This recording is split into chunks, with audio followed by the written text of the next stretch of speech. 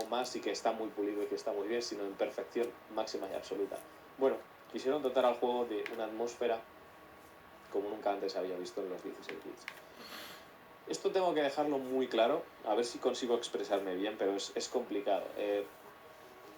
Crear atmósfera en un videojuego es más difícil cuanto más limitados son los recursos. O sea, si vosotros pensáis en un juego de terror, un juego que os haya dado miedo, seguro que estáis pensando ya en juegos en 3 dimensiones. Creo que nadie seguramente se le ocurra pensar en un juego 2D.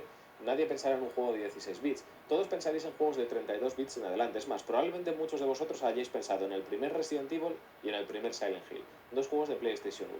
Pero nadie habrá pensado en un juego de 16 bits. Un juego que sea inmersivo.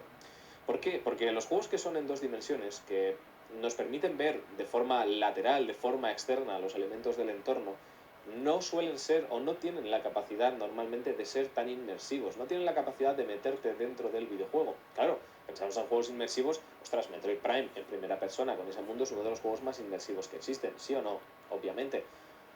Pero Super Metroid, ¿cómo lo hizo? Porque el caso es que estamos hablando de un juego de Super Nintendo, de 1994, de 16 bits, y que era capaz de meterte dentro del mundo que estabas explorando. Era capaz de meterte dentro de Cebes, de hacerte sentir que estabas ahí. ¿Cómo hizo esto? Esa es la pregunta. ¿Cómo Super Metroid logró ser uno de los juegos más inmersivos jamás creados y siendo un juego en 16 bits? Que aun siendo un juego de Super Nintendo de 1994 sigue siendo más inmersivo que el 90% de los juegos que salen a día de hoy. La pregunta es, ¿cómo hicieron esto? ¿Y cómo es posible que sobresaliese en este campo muy por encima de absolutamente todo el catálogo, del 100% del catálogo de Super Nintendo? ¿Cómo pudo hacer esto un juego como Super Metroid en los 16 bits en Super Nintendo en el 94? Ahí está la cosa. Detalles. Detalles everywhere. Detalles sonido. Detalles y sonido. Son los dos factores que hicieron que Super Metroid fuese un juego extremadamente inmersivo donde el jugador podía sumergirse de una manera nunca antes vista. ¿A qué me refiero con detalles? El entorno, los fondos. Voy a poner un ejemplo muy simple. El prólogo, que es uno de los mejores prólogos de la historia de los videojuegos.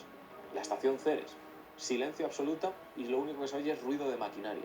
Pero silencio absoluto, los pasos de Samus, desastre, cadáveres en el suelo, un laboratorio estropeado, no sabemos lo que ha pasado aquí.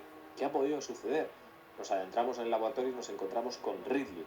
De repente se activa la música, nos hace huir, dar vuelta atrás, huir mientras todo se está empezando a destruir. Un prólogo que te mete en situación, te mete en atmósfera, te mete en mecánicas de juego, te mete en mecánicas de combate y todo esto sin que te hayas dado ni cuenta en 3 minutos de juego.